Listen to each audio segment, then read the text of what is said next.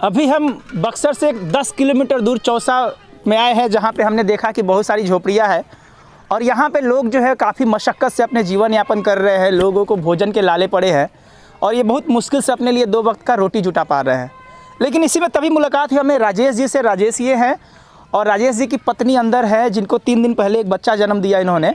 लेकिन समस्या ये है, राजेश जी ने बताया कि हम लोग अस्पताल नहीं जा पाए, चूँकि सरकारी अस्पताल में वहाँ ठीक से केयर हम लोगों का नहीं हो पाता है, इसलिए हम लोग प्राइवेट अस्पताल में पहुँचे। और प्राइवेट अस्पताल में इनको जितने रुपए लगने थे वो पैसे इनके पास नहीं थे, तो इनके पास एक सोने की रिंग थी जिसको इन्होंने गिरवी रखा और तब जाकर के अपनी पत्नी और अपने बच्चे को घर पर लेके आए। लेकिन हालत ये है कि भोजन जब नहीं मिल पा रहे हैं, इस हालात में बच्चे और बच्चे की माँ को संभालना बहुत मुश्किल हो रहा है। बहुत मुश्किल से ये लोगों के लिए 2 वक्त का रोटी जुटा पा रहे हैं। कैसे राजेश जी, कैसे काम चल रहा है आप लोगों का? अब क्या करें सर, काम तो नहीं चल रहा है। बैठे हुए हैं घर में, जो कुछ था वो तो खा लिए पी लिए, अब कुछ है नहीं। बैठे हैं, आसरा सरकार आएगा तो देगा खाने के लिए, वो तो अभी नहीं कर रहा है। तो गेहूं बीन के खा रहे हैं, बस वही काम चल रहा है सर। अभी कुछ दिन पहले आपको बेटा हुआ है? हाँ हुआ तो है बेटा। वो कैसे, मतलब अस्पताल का जो बात बता रहे थे क्या? तो अस्पताल में सरकारी में हम गए थे तो वहाँ पे देखभाल नहीं करता है कोई, देखभाल नहीं करता, इसलिए हम नहीं गए हैं अस्पताल में। तो हम प्राइवेट अस्पताल में गए, वहाँ पर डिलीवरी हुआ तो पैसा मांगा 3,500 रुपया। तो हम बोले नहीं है सर पैसा। तो बोले कैसे चलेगा, तो पैसा नहीं, समझे। अपना रिंग था अंगूठी घरवाली का, तो गिरवे धरा दिए। बोले अब जब लॉकडाउन खुलेगा तब छुड़वा लेंगे।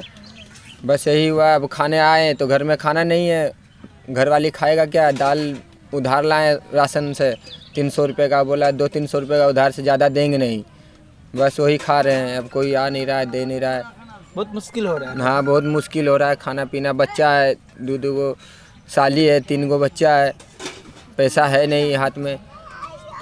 हम दिखा रहे हैं आपको कि ये जो है राजेश जी की पत्नी है, वहाँ बच्चे के साथ है अभी, और 3 दिन पहले ही इन्होंने बच्चे को जन्म दिया। और चूँकि राजेश जी के माता पिता कोई नहीं है, पहले ही वो स्वर्गवास हो चुके हैं, कोई है नहीं, तो राजेश जी के लिए काफ़ी मुश्किल रहा है कि कैसे संभाले अपने परिवार को।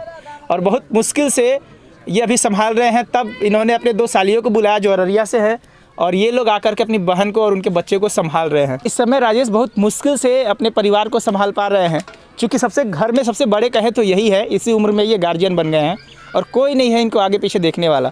और इस हालात में ये सरकार को भी कोस रहे हैं कि सरकार के तरफ से कोई स्वास्थ्य व्यवस्था नहीं है, कोई दवा की व्यवस्था नहीं है। और इस समय जब इनकी पत्नी को ज़्यादा पौष्टिक आहार की ज़रूरत है, तो पौष्टिक आहार तो छोड़िए, भूख मिटाने के लिए भी भोजन घर में नहीं है। राशन की दुकानों पे जाते हैं, वहाँ उधार लेके आते हैं, कुछ रुपए के उधार तो मिल जाते हैं, लेकिन अब राशन के दुकान वाला भी उधार देने से मना कर दिया है। अब हम तो लगता है कि भूख के मारे मरिए जाएंगे। गांव में जाते हैं फूल बेचने के लिए, वहाँ तो लाठी मार रहा है पुलिस, और गांव में जाते हैं तो आदमी भगाता है, बोलो कोरोना हो जाएगा, वायरस हो जाएगा, भागो भागो। अब तो फूल भी नहीं मिल रहा है, तो पैसा भी नहीं है कि अब उसको ला के फूल बना के बेचेंगे। कुछ है ये नहीं है, बैठे हैं सरकार के आशा पे, जब सरकार देगा तो खाएंगे, नहीं देंगे तो अब क्या करेंगे, भूखे मर जाएंगे। उसके आगे तो कुछ है ये नहीं जुगाड़। अब सोना भी नहीं है, कोई गाड़ी नहीं है, कोई हमारे पास ज़मीन नहीं है कि उसको गिरवे धरा देंगे, मोटरसाइकिल धरा देंगे कि उसको खाएंगे, वो भी नहीं है। अब पड़ोस में जाते हैं, पड़ोस वाला भी बोलता है हम ही को नहीं मिल रहा है तो आपको कहाँ देंगे। 150 रुपया कोई दे देगा, 1-2 दिन खा लेगा तो क्या। अब दवाई भी, कोई बच्चा बीमार हो गया, कोई कन्या बीमार हो गया, तो अब दवाई का पैसा नहीं है, दवाई कहाँ से लाएंगे। अब डॉक्टर के पास जाता है, पहले पैसा लेगा तभी ना दवाई देगा। सरकारी में जाते हैं तो देखता है 2 घंटा बिठाएगा, 3 घंटा, 1-2 गो टेबलेट दे देगा, फिर आना, फिर जाते रहेगा, बस वही है।